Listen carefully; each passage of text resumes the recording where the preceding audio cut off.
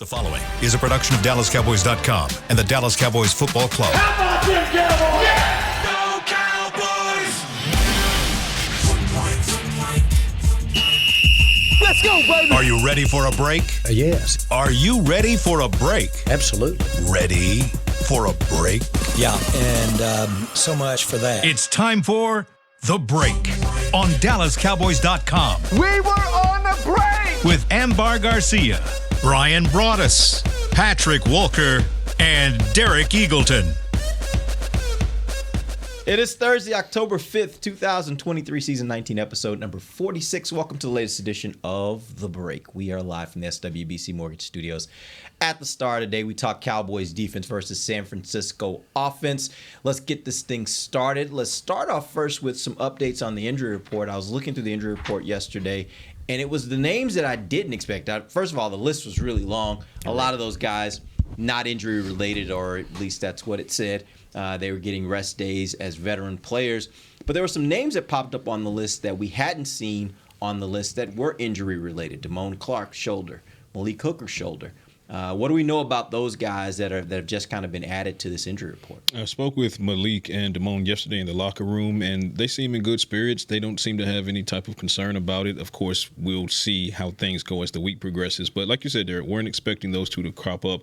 And then CeeDee Lamb, even though it was a planned and expected rest day for him, he also got listed kind of with a knee issue that he's dealing with. He didn't have any kind of noticeable issues. He was all smiles, showing his usual pearly 32s yesterday. So we'll see how the practice report looks today. Thursday, obviously, is the biggest day as far as ramping up padded practice. So we'll see how those how those go, I should say. A lot of veteran rest days, like you mentioned, Stephon Gilmore, Jonathan Hankins, CeeDee Lamb primarily, and DeMarcus Lawrence. They got a day off yesterday. They'll be back in practice today. Zach Martin was listed as a veteran rest day, but obviously we know he's dealing with that quad/thigh issue. We'll see how much work he gets today. Tyron Smith was listed as rest, but at this point with Tyron Smith, we're just going to lean heavily on the knee situation with him. He was DNP yesterday. We'll see if he gets any play at all as a limited participant on Thursday. But the expectation was that he would try to be a limited participant on yesterday. Still came up DNP, so we are still touch and go with Tyron Smith at this point. Help me understand how we read this injury report, because on Tyron it said knee and then it said NIR, which stands for not injury related, as though he were getting a rest day like the other veterans. What are we supposed to read from that? Are we supposed to read from that it was not related to the injury, that he missed practice? Like if it would not have been for a rest day, he could have practiced? Or was this just, they put it on there as a rest day, but really it's the knee and he's still going to not be practicing again today? It's basically what you just said. More so true for a guy like Zach Martin and Tyron Smith when you look at the context of the injuries and who has the greater probability of playing. But when you see the designation like that, CeeDee Lamb, for example, CeeDee Lamb with that knee, he probably would have shown up on yesterday's injury report, but he would have practiced. But they chose to not practice him. Then the question is, why non-injury related is the reason we chose to not practice him. So that's the way you want to look at it. It can be a little confusing when you see NIR, but then an injury right next to it. But yeah, so that's the way you want to slice it. I've learned to not trust anything that I see on here or hear. And you mentioned CeeDee's smile. He can be all smiles. It happened with Brandon Cooks. He was smiling, telling the media, I'm okay. We were hearing it wasn't anything serious, and it wasn't anything major, but he still missed that game. So that's why I said, let's see. That's why I said, now it's like you can't trust nothing we hear or see. Let's see what Thursday's injury report says, because this is the ramp-up day for them. Yesterday was padded practice with a lot of veteran rest days. Today is kind of an all hands on deck. If you can practice, they're going to try to get you on the field. So if CeeDee Lamb is DNP today, then okay, let's kind of sound an alarm. But if he's limited, even limited could go to, they just want to make sure that they don't push that knee unnecessarily. So let's see what today holds for them. But I will also say on the injury front, 3 notables for the 49ers. Dre Greenlaw, ankle, did not participate yesterday. Elijah Mitchell, backup running back, guy had 1,100 scrimmage yards 2 seasons ago, pre-McCarthy. He's got a knee. He did not participate. Charvarius Ward, dealing with a heel issue. He also did not participate. Yes, cornerback. They're CB1 for all intents and purposes. So those 3 injuries, if you're looking on the other side of the coin, keep an eye on those because you want to look at the progression or lack thereof for those 3 key guys for the 49ers this week. I think they're jacking with the injury report myself. Which, both? Yeah. Both. Look, all NFL. It's all a game. It's part of the game. It's part of the game. This head coach is interested in not telling you anything, and that's good for him. It's not his job to tell you everything. Now, people that gamble on these games, they'd like to know what's going on. But I think this is when they start to play with designations a little bit. We all know that Tyron Smith is dealing with a knee injury. It was going to be touch and go. Even the owner, general manager, came on 105.3 The Fan and talked about it. That the possibility of Tyron Smith, his availability or lack of. So, I think these are just ways to mess with the injury report myself. Yep. All right, let's. I do want to talk a little bit about Rico Dowdle, and really more from the standpoint of Deuce Vaughn. Through the first 4 games, what have you seen from Deuce Vaughn? And do you think, let's assume for a second that Rico can't go this week, do you think it's enough to have Deuce Vaughn as your 2, or do you think what you've seen so far suggests that you may really need Malik to be your 2 and keep Deuce in that role where he's kind of just that back you bring in every once in a while? If I'm Deuce Vaughn, I wonder if anybody really likes me on the team because they don't block for him like they like him, and I mean that in tongue in cheek. It's, he does not get the benefit of the opportunities that Pollard and Dowdle had. I mean, as far as when they come in late in the game and things have already kind of been buttoned up, and all of a sudden everybody's just trying to get out of the game and the blocking's not as good, or we're not really going. Not that they don't go full effort, but man, there's times where they hand him the ball and he has absolutely no shot to get anything. So it's really been hard to evaluate him as a runner when he gets the ball and he's hit at near a yard beyond the line of scrimmage. I feel like though that they used him early. I talked about they went a series early with him. I think it was week 2 where they brought him in and maybe gone a series early, but he's really had trouble when it comes to finding space.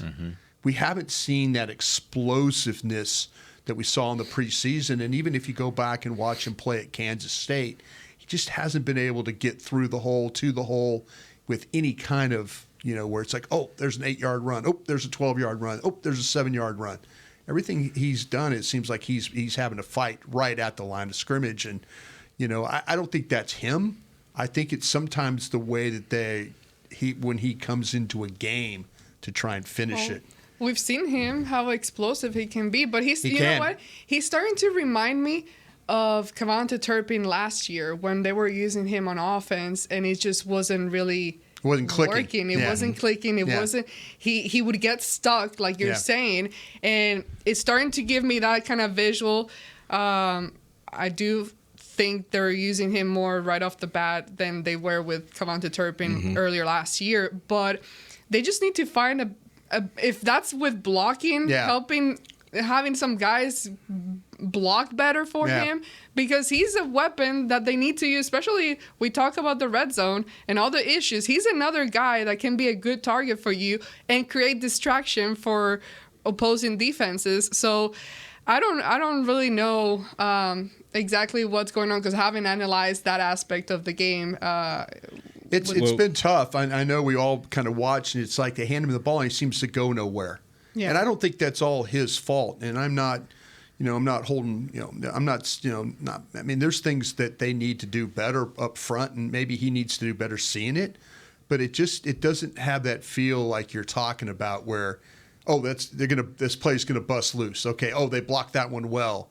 It seems like it's just a lot of carries to try and kill this clock. It's too much inconsistency when it comes to Deuce Vaughn with the ball in his hands, and he has the ability. We've seen that, but also with the play calling to get the ball in his hands. For me to sit here and say, yeah, you'll be fine without Rico and Malik, I'm not comfortable with that at all. I think if Rico can't go, you absolutely better elevate Malik Davis, especially. What role? That's the key. Is he coming up to do the role that Rico does, or you sliding Vaughn up to do the role that Rico would have done, and then Malik? I would have Malik doing Rico's role, particularly in pass pro, because that's something that Deuce Vaughn still kind of needs to work on. Hell, that's something Hunter Lipke still kind of needs to work on. So you need a more stable pass pro behind Tony Pollard. I think that's Malik Davis.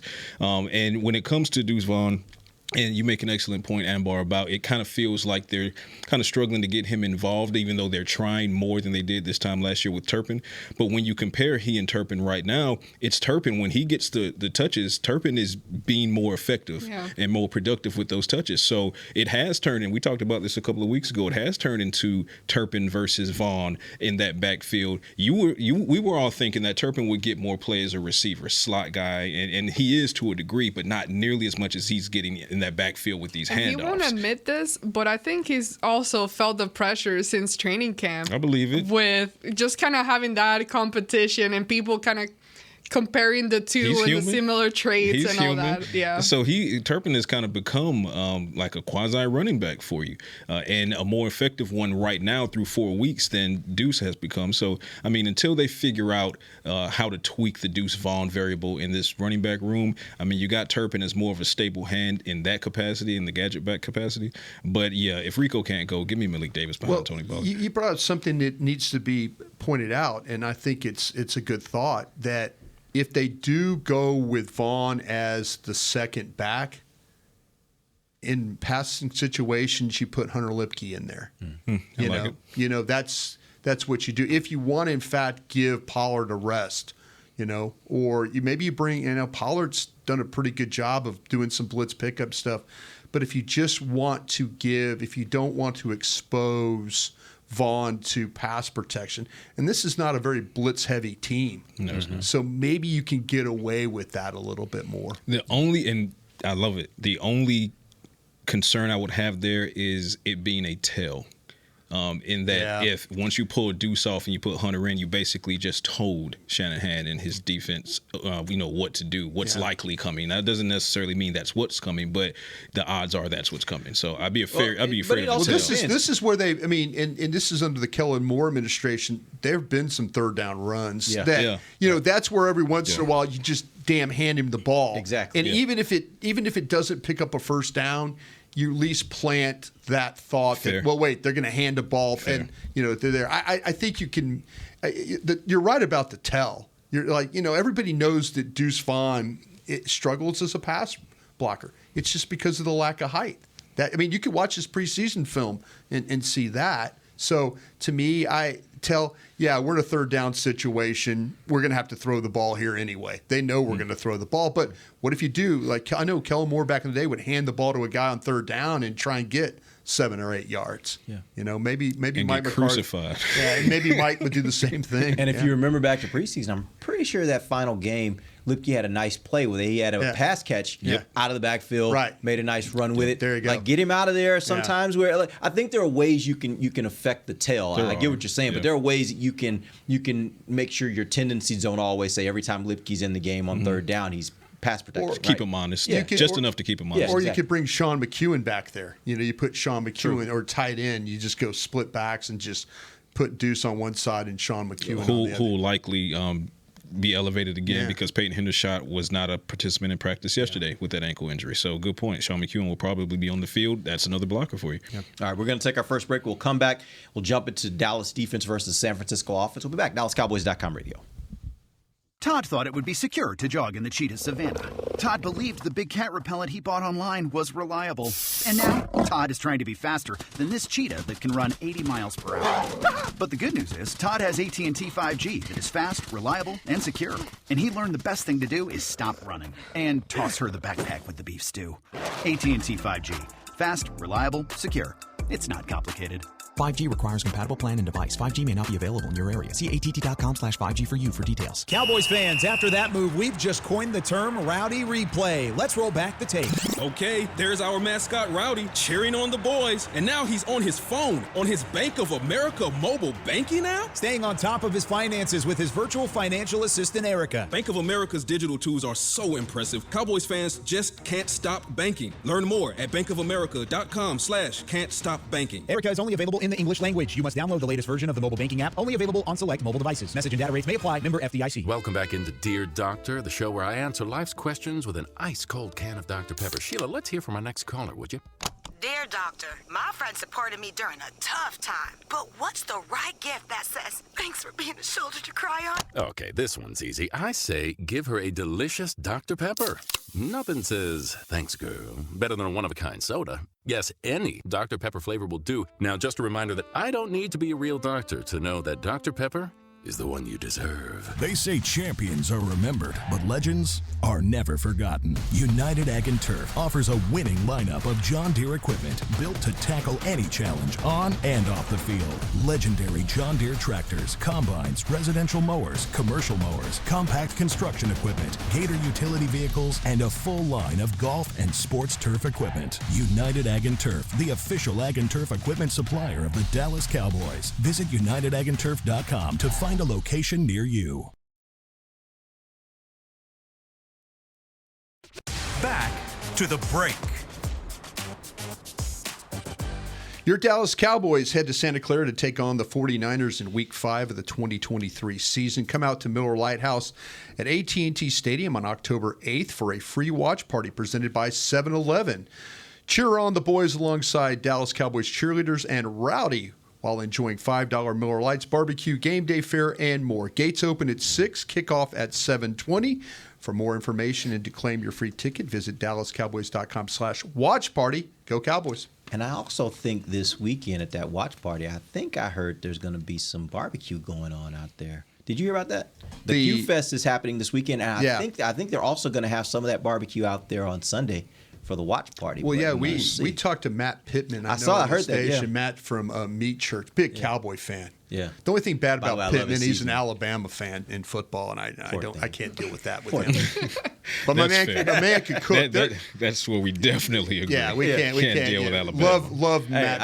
I got some Meat Church up in my drawer in my office. I tell you what, I use it every day. I tell you, Matt does a hell of a job. And some great videos. If you ever want to learn how to grill, cook out, trim briskets, whatever, Matt does a great job. You sounded like Eli Manning just then. I put that bleep on everything. I kind of do.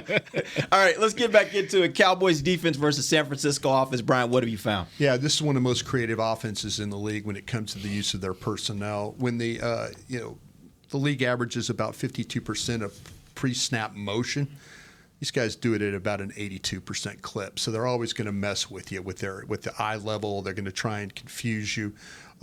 They play a great deal of what we call 21 personnel, which is the 2 running backs, 1 tight end.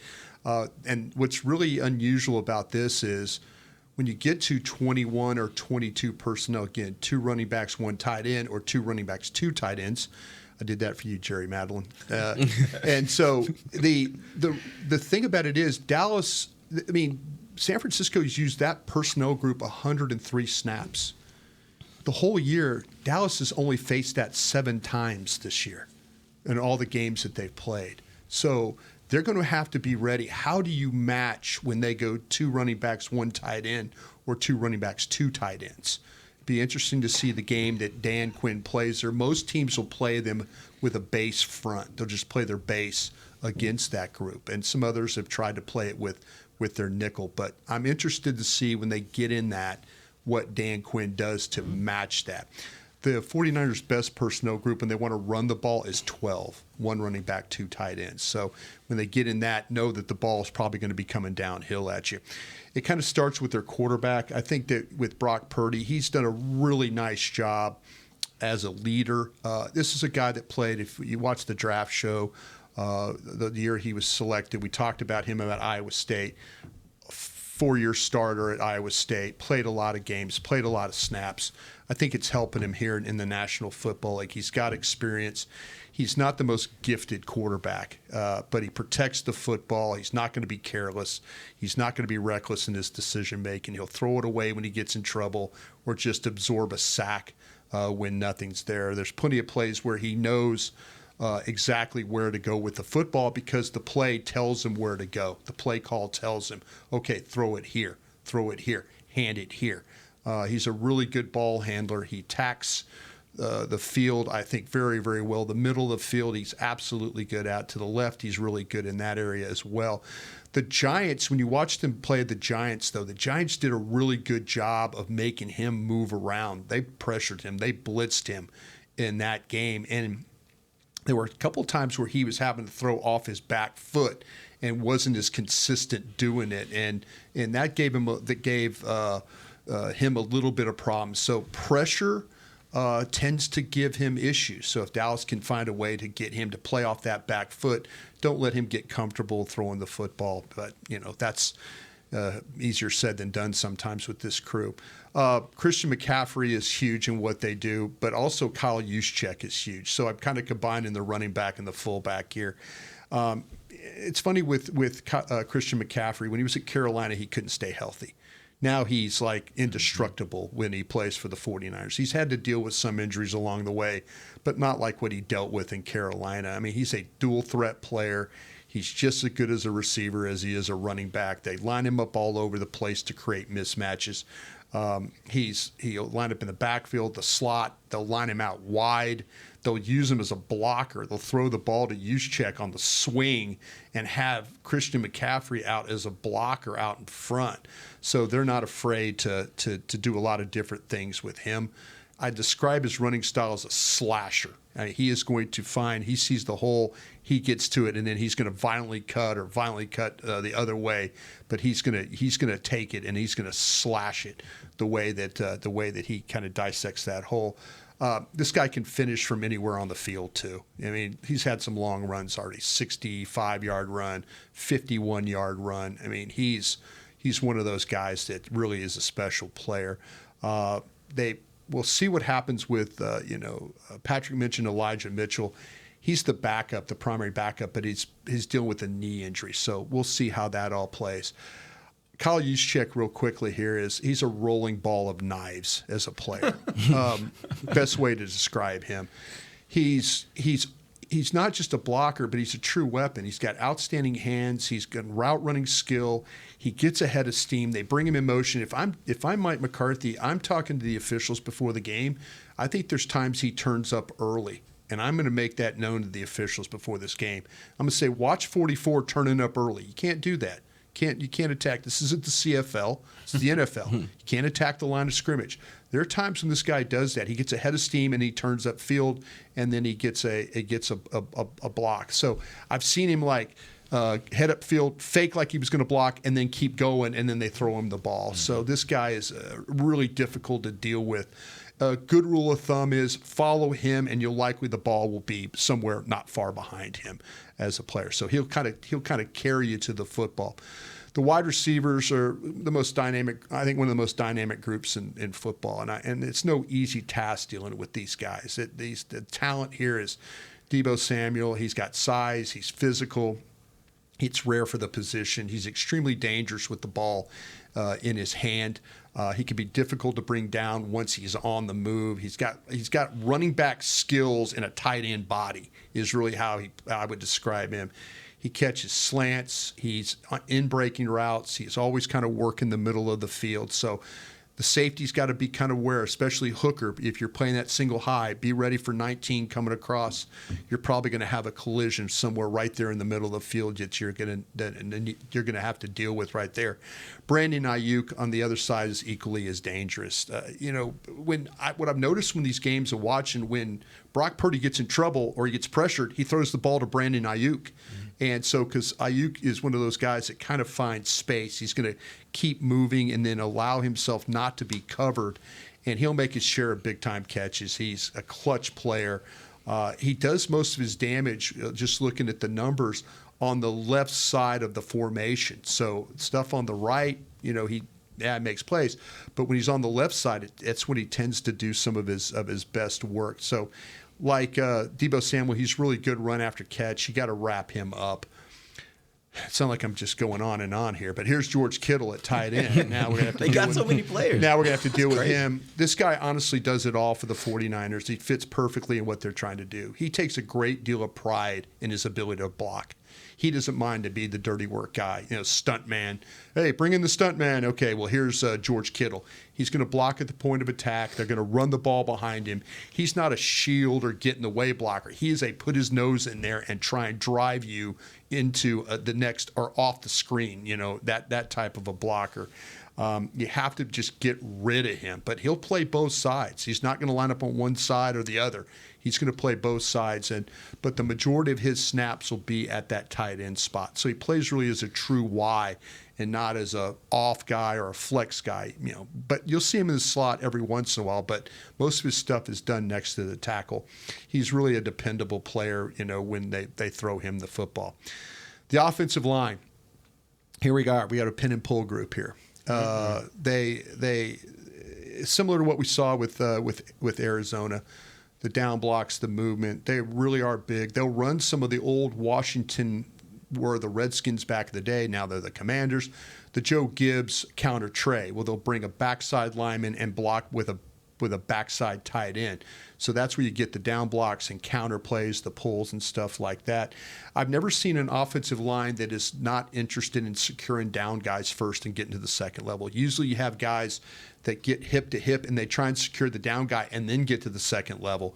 Not this crew. They're like, listen, you're good enough. You block him by yourself. I'm going to get that linebacker. So Dallas is going to have to deal with that in this game. They're not going to worry about the down guys. They're going to single block those guys and just run guys up on these linebackers. So be ready for that. With Damone Clark and Leighton Vander Esch, anybody else that's down there in that box. Their best player on the offensive line is Trent Williams. He lines up on the left side. He's a load to deal with. He is one of the best offensive tackles in the game. He's athletic. He's powerful. He's nasty.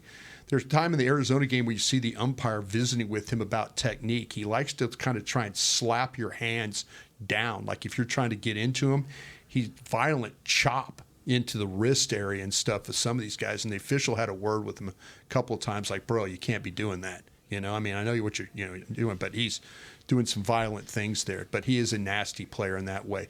If they're going to take advantage of a guy, it's Colton McKivitz, the right tackle. He's the one that gives up the most pressure. He's the one that gets broken down. T.J. Watt, did a really nice job in week 1. And again, the Rams in week 2 did a good job of breaking him down to the point where Kittle had to stay in to help block because of the struggles that he had. So Tank or Micah is having success to that side. Don't be surprised if that's the adjustment that they make, that they go ahead and keep Kittle or they keep Charlie Warner, the backup tight end, keep him over to that side to try and help. So McKivitz is the liability at the right tackle. You have to be able to attack him on that edge because his lack of foot quickness, and he really doesn't play with a lot of power. That's your biggest weakness on that offensive line, and if you're going to go after somebody, that's the guy you go after. And the Cowboys have the personnel to do it. Micah Parsons and DeMarcus Lawrence are both in the top 10 in quarterback pressures in the NFL. No other team in the NFL has more than one. No other NFC East team has anything but one. Philly has one in the former Bulldog. But, in getting that pressure against Purdy is going to be key because while Brian brings up a great point, Purdy protects the ball. He doesn't make a lot of mistakes, particularly in the air, but he can be forced into making mistakes if you put your hands on him. Mentioned it in the Lab Coat segment on Tuesday. 4 fumbles when under duress, when pressured in the pocket. And he only has 2 scrambles this year. So it's not something you scheme for, but it's something you want to keep in the back of your mind because when he has taken off and run those 2 times, he's averaged 10.5 yards. But for the most part, he tries his best to stay in that pocket and get that ball out. And when you're looking at a liability on your right side and then you have 2 of the best pass rushers in the league, exploit that. Get hands on Purdy. He has 4 fumbles, but only lost 1. He's only lost 1 because of the 4 teams he's played against, they average less than 1 takeaway per game. Contrarily, Cowboys average 2.5 takeaways per game. Opportunities will be there potentially to get that ball on the ground, and when it does get on the ground, Cowboys are uniquely positioned to get that ball and get that takeaway, give their offense some more reps. One other note about pressures, going back to that game last year where the Cowboys played the 49ers in the playoffs. Check this out. They had Cowboys got pressure on Purdy on 9 of 29 dropbacks. So it's about a third of the time when he dropped back, there was pressure. Here was the interesting part. When there was pressure, he was 2 of 9 for 3 yards. You can rattle him. 39.6 rating. When there was no pressure, he was 17 of 20 for 211 yards with a 110.6 rating. Clearly, a little bit of a difference. The answer is if you can get pressure on him, you can get him. But the point is you got to get the pressure, and that's the hard part. Like you said, Brian, there's some they have talent on this offensive line. If you can find that weak spot, that guy. That's how you get him. You know, it's funny. I love these next gen things, but I made a note on something. When they get in that 21 personnel, he's 36 of 43 for 426 yards, 4 touchdowns, and no interceptions. So that's their sweet spot. Yeah. How do you match up? How would you match up? If you were trying to create the defense to match up with them when they go to 21 personnel, again, 2 running backs, 1 tight end, 2 wide receivers, how would you match up? I don't know. Todd thought it would be secure to jog in the cheetah savanna. Todd believed the big cat repellent he bought online was reliable. And now Todd is... I might consider just saying, you know what? I'm going to let Bland travel with, and this is going to be weird probably. Yeah, I got you. I know where you're doing. But I know I'm going to let Bland travel with Deebo Samuel. And I'm going to put Gilmore on Ayuk because I think the quickness aspect and the size would probably be better. Kittle is my problem, and I don't really know how to deal with Juszczyk, because they'll throw him the ball. He's just not a blocker. So I don't know how I'm going to – McCaffrey, man, you're going to have to let somebody – it reminds me so much of playing the 90s Cowboys when we were in Green Bay. Because anytime you took Emmett away, Novacek would make a catch. You took Novacek away, Michael would make a catch. You take that away, there was always something you could take away, but you couldn't completely take it. You couldn't stop them from doing it. So the problem I have with Curse, I think the thing with Curse is if you put him with Kittle, it might be Jordan Lewis. You might have to sit there and say, all right, Jordan Lewis is going to have to carry Kittle because Kittle runs routes down the field. Yeah. He's not just like sometimes if you deal with a tight end that's kind of a limited and underneath, that's one thing you could. I don't think Curse is because we've seen Curse play from depth and it hasn't been clean. And cover underneath, fine, but it's underneath. If you have to carry it up the field. Is that a problem? That's where I think I would consider looking at Jordan Lewis. I know you're giving up size there, but I think you almost have to treat Kittle like he's a wide receiver. Can you also maybe think of it from the standpoint of if you really attack their right tackle enough and force them to, if you want to be in 21, now Kittle has to stay back and help out in blocking. Does that also help negate Kittle a little bit? Because I've seen games where Kittle doesn't really get off offensively. Right. And you go look at it and you realize he's blocking a lot. In the playoff game, he was good against Dallas. Right. But there's been games where he hasn't been good. Right. There's been games where he hasn't. This is where I would think about the how to play the combination of somehow putting Micah and Osa Odigizua on the same side. Because Osa is one of the best. Osa's top 5 when it comes to pressures for defensive tackles. Yeah. The guy at the 49, Hargrave's number 1. Yep. Osa's like number 5. Yep. When you start to talk about defensive tackle pressures, I would make them have to, if they want to give McKivitz help, put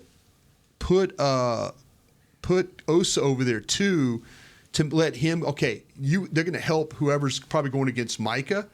That puts him one-on-one with a guard. Yep. And so maybe to that side, maybe the movement, maybe the penetration. I would try and find ways to make McKivitz and their guards collide and come together and then maybe get Micah home on some pressure. Yep. I think the twist game might be good. These guys are really good athletes, but overall, but the right tackle is not as good an athlete.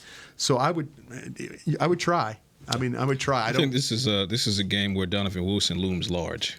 Absolutely. When it comes to trying to defend McCaffrey and Deebo Samuel, when you go back and you look at the playoff game that the Cowboys dropped in Santa Clara, on more than one occasion, it was Donovan Wilson meeting McCaffrey at the point of attack, meeting Deebo Samuel at the point of attack. So when you talk about physicality, Bland definitely has it.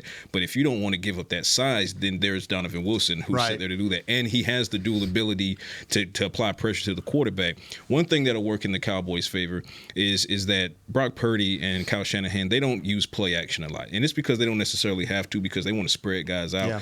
But they only use play action on 20% of their plays. So 1 out of every 5 times is play action. So that will give the Cowboys a better opportunity to just play straight up and try to go after these playmakers and go after Purdy. But for me, I really think that you should key in on a guy like Donovan Wilson, who will hopefully help delete the yak potential of Deebo and Christian, because if you don't delete the yak potential of those two guys, you're already in trouble. Brandon Ayuk, like Brian said, fantastic playmaker. But most of his plays are air yards. I think Purdy to him is averaging like 16 yards in the air. He only averages 2 yards after he makes the catch. So he's the big play guy, but he's not the biggest guy. He's not the most physical. So let Bland kind of cap Ayuk and keep him in sticky coverage, keep him from being able to create space and separation, and give Purdy, when under duress, that fail safe to say, I can just throw the ball up and Ayuk is going to get it. No, I think if Bland sticks to Ayuk, that gives an opportunity for a potential takeaway, but it also takes that option away from Purdy, which then puts him in a situation where he might panic, and now you got hands on him, and then he fumbles the ball. Then guess what? You got an opportunity to pick up the ball. Well, I do think the thing you have to think about there is a lot of those yards that Brandon Ayuk gets. Think about this last game against Arizona. Here were his catches: 16, 11, 42, 25, 34. 20. Big play, good. And by the way, it isn't all just like go routes. No, it's like a lot of it is cross field. Yeah. So if you put a man on him and he's going across field, good luck trying to keep up with a fast guy going across field. That's not made for the defensive back to win those matchups. That's made for the receiver to win. And you know what that reminds me of? That's where I look at it. And I'm like, I don't know if I love the idea of Brandon Ayuk, you regularly leaving Brandon Ayuk with either one of these cornerbacks playing man coverage, because I don't think either one of them are speedsters. And Ayuk can run, and if he's going across field, it's built for him to win. And what you just described, and you're absolutely correct. What that reminds me of is the Garrett Wilson 60-plus yard touchdown, wherein it was deep middle cross, and that was defended well. If Malik Hooker attacks the outside shoulder instead of the inside shoulder, maybe he underestimated Garrett Wilson's speed, whatever the case may be. That play ends right there. So that's an example of the Cowboys. Safety's got to make the play. Cowboys scheme it well. Execution comes into play there. No doubt. All right, we're going to take our final break. We'll come back. Got a few more questions that we're going to hit here before we end the show. We'll be back. DallasCowboys.com radio. Todd thought it would be secure to jog in the cheetah savanna. Todd believed the big cat repellent he bought online was reliable. And now, Todd is trying to be faster than this cheetah that can run 80 miles per hour. But the good news is, Todd has AT&T 5G that is fast, reliable, and secure. And he learned the best thing to do is stop running and toss her the backpack with the beef stew. AT&T 5G. Fast, reliable, secure. It's not complicated. 5G requires compatible plan and device. 5G may not be available in your area. See att.com/5G for you for details. Don't put off getting your oil changed, Dallas. Take 5 Oil Change. A proud partner of the Cowboys is faster than you think. There's no appointment needed and no waiting room. Yep, you heard that correctly. Take 5 is so fast, you don't even have to get out of your car. You can take advantage of Take 5's fast, friendly, and simple service at any of their locations across the Dallas area. And remember, at Take 5, you stay in your car because they're faster than you think. Take 5, the official oil change of the Dallas Cowboys. It's the official men's skincare brand of the Dallas Cowboys, Jack Black. And right now, Cowboys fans can get 15% off their $75 order. Plus, because every deal needs a playmaker, your order will include a free 5-piece skincare set and free shipping. The Jack Black Playmaker is 4 of Jack's favorites and a full-sized intense therapy lip balm. Make a play for the playmaker at getjackblack.com/Cowboys with the code CowboysVIP. That's getjackblack.com/Cowboys with the code CowboysVIP. They say champions are remembered, but legends are never forgotten. United Ag and Turf offers a winning lineup of John Deere equipment built to tackle any challenge on and off the field. Legendary John Deere tractors, combines, residential mowers, commercial mowers, compact construction equipment, Gator utility vehicles, and a full line of golf and sports turf equipment. United Ag and Turf, the official Ag and Turf equipment supplier of the Dallas Cowboys. Visit UnitedAgAndTurf.com to find a location near you. Back to the break. Check out the latest and greatest addition to the tours at AT&T Stadium and the Star in Frisco. Meet Jerry Jones, an interactive experience. Get a peek behind the curtain into the fascinating life of Jerry Jones. With a focus on interactive fan experience in partnership with AT&T, this interactive technology gives tourgoers the opportunity to ask Mr. Jones a variety of questions. For more information and to book your tour, visit DallasCowboys.com/tours. Welcome back. Final segment of the break, live from SWBC Mortgage Studios at the Star. This segment's going to be presented to you by Blockchain.com. All right, so here's what we got. We got a few more minutes here. I want to take a couple questions from our text line. We got a question. I didn't get a name for this one. Coward. I'm just kidding. I am totally kidding. Damn, Brian. I'm totally kidding. The question is, I am concerned with our safeties moving down into the linebacker All spot. right, coward, no. Do you think teams will start to figure out that running at them will generate some success? I do. I said this earlier. The thing that I worry about is that all of a sudden teams are going to say, especially if teams are able to get linemen up on the second level. San Francisco does a really good job. Let's see if Dallas doesn't allow them to do that.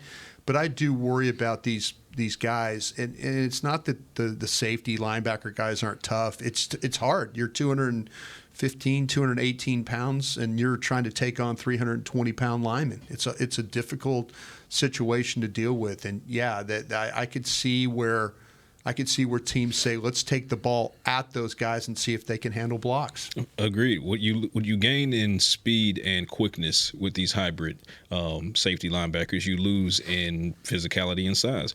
Yeah. So I think the Cowboys are kind of starting to grasp that, and that's why you see, for example, they signed Michael Jones. If I'm pronouncing it, is it Michael? Is it Mikhail? Former Syracuse guy to the practice squad. That shows you that they're not naive to the fact that they need some linebacker depth there. So in this instance, you would like to see, with Malik Jefferson being elevated, maybe get him into the mix more, especially against a San Francisco team that can attack your hybrid linebackers more than many other teams can. So yeah, I could see it continuing to be a problem if it's not addressed. Yeah, you need to make sure where the hybrid player really works out well is when they rush the passer. Yep. So if in the run game you're giving up something there, you really are, but you got to make sure that you protect that guy the best you can. Yeah. I hated your scouting report. You didn't say anything good, really, for the Cowboys, for us, beneficial for the Well, that's why you got to team. read the Science Lab, which dropped this morning on .com. But just going back to the last two times that they faced each other in the playoffs, the final score, 23-17, and then you go back to the last one, 19-12. As far as you talk about all the weapons, the different things that they do on offense, how different is it now from that? Because what we've seen in the last 2 years, the defense has been able to keep up at least. It's been the offense that hasn't been productive enough. Yeah, the thing, to me, I could say this, they have outstanding players. I think what makes them different than anybody else in the league is the way that their coach uses. We give Dan Quinn so much credit, and because of the way the defense plays and the way he uses his guys. You could say the same thing about Kyle Shanahan and the way that they play offense, and that's your hope right there, that Dan has kind of figured out how to play. He was with Kyle, matter of fact, Kyle worked for him in Atlanta. They went to the Super Bowl together. Yeah, and so hopefully and then he has an idea. Yeah. It's funny, you talk to the people in Atlanta, they'd like, if we'd just played a better half of football, we'd all still be working there. No doubt. Yeah. But the thing about it is that he has an idea of playing. He can match up defensively with what Shanahan does. And a lot of teams can't do that. But you got to know that, listen, they got a stud running back, the wide receivers are weapons, the tight end's a weapon who doesn't get enough credit, and the quarterback's not going to totally mess things up. and their offensive line. So, yeah, it's. I think there's even more. Every year you evolve and they get more things and more ideas. But to me, it's the same premise of how to take your players and attack other schemes. And I think the Cowboys are equipped to handle that. Can their offense handle the San Francisco defense? Yeah, when you look at the game last year in the playoffs, nobody other than Kittle really had a great offense. Not at all. This defense did a really good job. And I know the last 2 times out, they've done a really good job. We've talked about how tough this offense is to manage. But the fact is, you got Purdy going for 214 yards in the air. Again, not a killer. You got McCaffrey only had 35 yards on the ground. He had 3.5 average on the ground. You had Kittle, like I said, he was the only one that really had a great day. He had 5 catches on 5 targets for 95 yards. But Deebo Samuel, he only had 4 catches for 45 yards. Like, they did a really good job of stopping this offense and limiting them. At the end of the day, it came down to, can you score enough points against that defense? That's really where the game, I think, is won or lost. And that was without Tony Pollard on the field. Yeah. Pollard is on the field now, and then we talk about the other playmakers. And, again, I think this is a Cook's game. But, I mean, the Cowboys are coming to San Francisco, Santa Clara this time with more playmakers in their pocket and arguably an improved defense, even though you lose Trevon Diggs. Diggs is the one that's going to hurt you. You lose Trevon Diggs. Yeah, good to see Deron Bland is not losing a step moving from inside to outside. So, yep. All right. Appreciate you guys joining us. We'll be back tomorrow. We'll wrap this thing up. We'll let you know what we think is going to happen this weekend. Till then, for Patrick Walker, Brian Broaddus, Amber Garcia, I am Derek Eagleton. This has been The Break, live on DallasCowboys.com radio. This has been a production of DallasCowboys.com and the Dallas Cowboys Football Club. How about this, Cowboys? Yeah!